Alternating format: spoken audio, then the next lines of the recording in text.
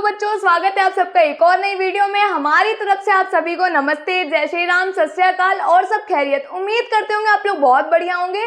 तो 9th के और 10th के प्यारे प्यारे बच्चों, आज हम लोग लेके आए बहुत इंपॉर्टेंट टॉपिक, इलेक्ट्रॉनिक विन्यास, और इंग्लिश में बोले तो इलेक्ट्रॉनिक कॉन्फ़िगरेशन। इसमें क्या होता है, मेन चीज़ ये है जो नाम लिखा है आपने, इलेक्ट्रॉनिक विन्यास।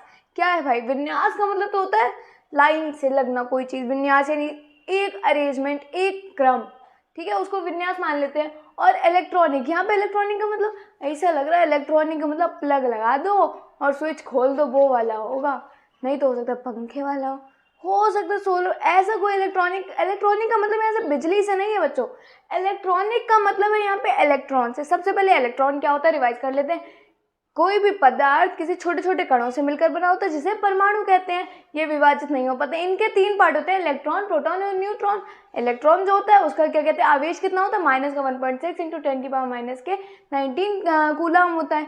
तो ये चीज़ हम लोगों ने पढ़ी थी। अब हम लोग पढ़ेंगे इलेक्ट्रॉनिक विन्यास।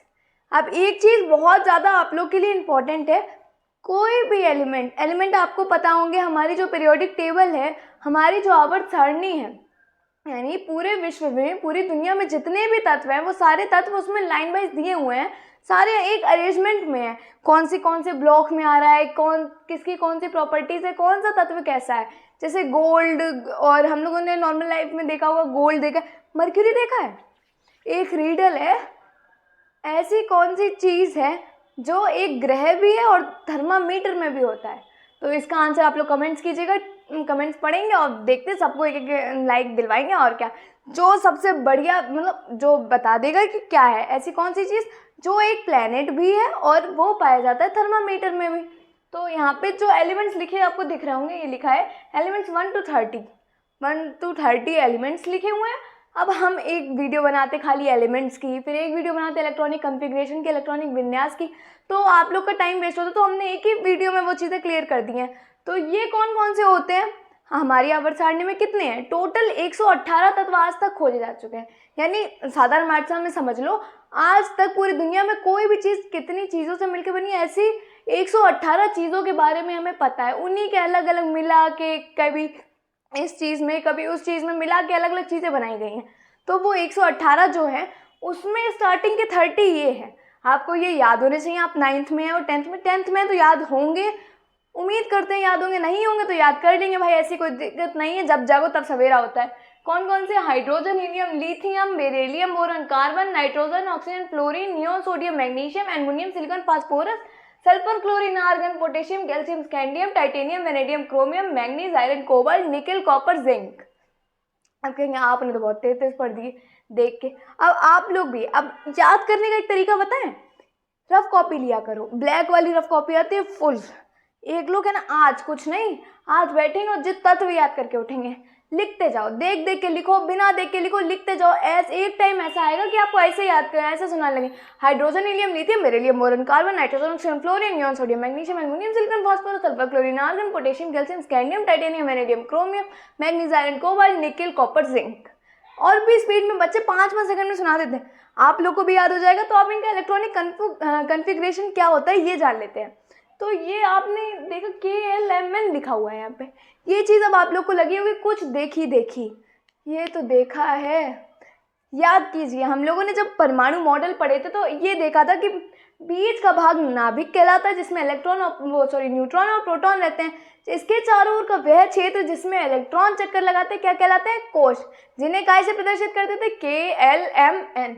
तो वही KLMN यहाँ पे लिखे हुए हैं। यानी अच्छा, एक चीज़ और याद होगी, जो इनमें संख्याएं होती है, इनमें इलेक्ट्रॉन कितने कितने आ सकते हैं, वो होती हैं 2, 8, 18, 32। ये चीज़ हमें लिख देना, आप लोग को याद रहेगी। के में आ सकते हैं 2, 8, 18, 32। इधर भी 2, 8, 18, 32। ये चीज़ लिखी नहीं जाती है मगर आप लोग को आनी चाहिए। तो सबसे पहले ये देखते हैं फिल कैसे किया जाएगा। यानी के वाले ब्लॉक, के वाला जो हमारा कोश है उसमें क्या आ सकता है, मैक्सिमम 2 आ सकते हैं, यहाँ पे लिखा है। और इसके पास इलेक्ट्रॉन है कितने। अब कहेंगे इलेक्ट्रॉन कितने हैं ये कैसे पता चलेगा। तो बेटा एक बहुत सिंपल सी चीज़ होती है, किसी भी एलिमेंट का जो नंबर है उसके पास उतने ही इलेक्ट्रॉन और प्रोटॉन होंगे। यानी हाइड्रोजन का नंबर कितना है 1, तो इसके पास इलेक्ट्रॉन कितना होगा 1। अब कहेंगे इसमें तो 2 आ रहे हैं, इन पे तो एक ही है, तो भाई एक है तो एक ही लिखेंगे यार, हमारी खेती थोड़ी है कि हम अपने पास से ले। अच्छा बेचारा गरीब लग रहा है, एक इलेक्ट्रॉन हमारी तरफ से ले लो, है ना, ऐसे नहीं कर सकते। तो इनके पास एक है तो एक ही लिखा। हीलियम के पास कितने होते हैं 2, के में 2 आ गया। आप कहेंगे एल एम एन, ये तो खाली है भाई, उनके पास एक ही है तो एक ही में आ गया। अब हीलियम के पास 2 होते हैं तो इसमें आ गया। अब तीसरा है लिथियम। लिथियम के पास होते हैं 3, लेकिन के वाले में कितने आ सकते हैं मैक्सिमम 2, तो यहाँ पे 2 आ गया और कितना बचा 1। 3 में से 2 भाई भर दिए तो एक ही तो बचा, एक काय में आ गया एल में, के एल एम एन। तो ऐसे ही बेरिलियम में 2 2 2 3 2 4 2 5 2 6 2 7 2 8। अब आता है सोडियम, ये ऐसे चलते रहेंगे। आगे वाले में भाई मैक्सिमम 2 आ सकते हैं, 2 2 भरे, बचे हुए काय में जाएंगे, वो जाएंगे एल में। अब एल की मैक्सिमम कैपेसिटी कितनी है 8, यहाँ पे लिखी हुई है 8। सबसे ज़्यादा भी भर दोगे तो एल में मोस्टली आप भर सकते हो, मैक्सिमम आप भर सकते हो 8। तो 1 2 3 4 5 6 8 तक तो भरे, 7 8 तक तो भर गए। अब आया सोडियम। सोडियम के पास है 11, 2 भी भर दिए 8 भी भर दिए, एक बचा। इसमें भाई 9 तो भर नहीं देंगे, है ना। तुम रोटी खाने वाले हो बच्चों, तुम लोग खा लेते हो 4 रोटी, अब ला के हम कर ले 2 रोटी बच गई, भर लो नहीं कर सकते ना। इसी तरीके से सोडियम के पास कितने होते हैं 11, 2 तो चलो भर दिए, 8 भी भर दिए। अब बारी आई एम में भरने की। भाई एक है, एक ऐसे जैसे इसमें भी भाई अपने पास से थोड़ी भर देंगे। इसमें मैक्सिमम आ सकते हैं 10 तो नहीं लग रहा है वैसे, 18। इसमें कितने आ सकते हैं मैक्सिमम, इसमें आ सकते हैं मैक्सिमम 18। तो एक भरा 1 2 3 4 5 6 7 8। अब आप कहेंगे 8, इसके पास तो 18 आ सकते हैं, 8 के बाद इसमें क्यों गया।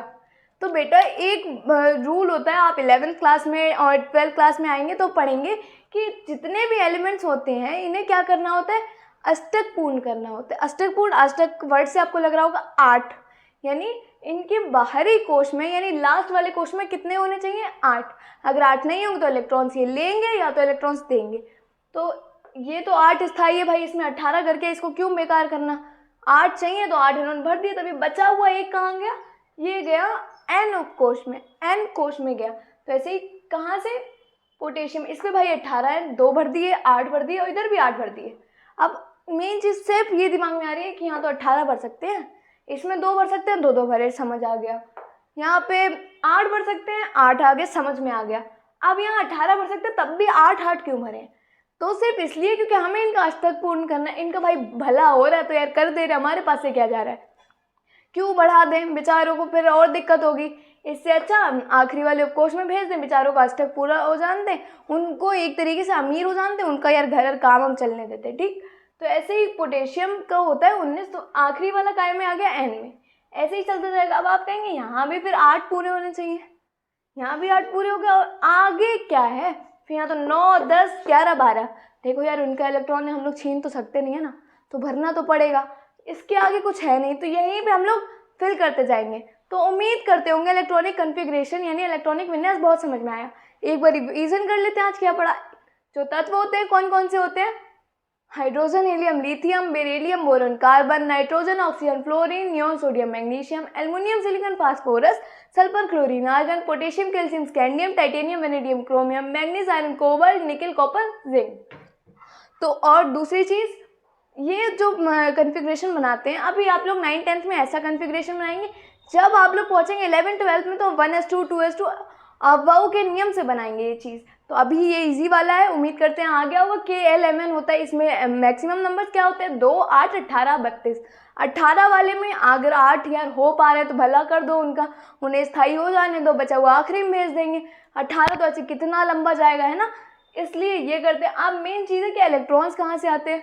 इलेक्ट्रॉन्स भाई जिसका जितना नंबर है शुद्ध भाषा में समझे तो उसके पास उतने इलेक्ट्रॉन है और उतने ही प्रोटॉन है। तो इनके पास इलेक्ट्रॉन भाई इतने ही, इलेक्ट्रॉनिक विन्यास इलेक्ट्रॉन भरेंगे प्रोटॉन न्यूट्रॉन से, आपको क्या लेना देना।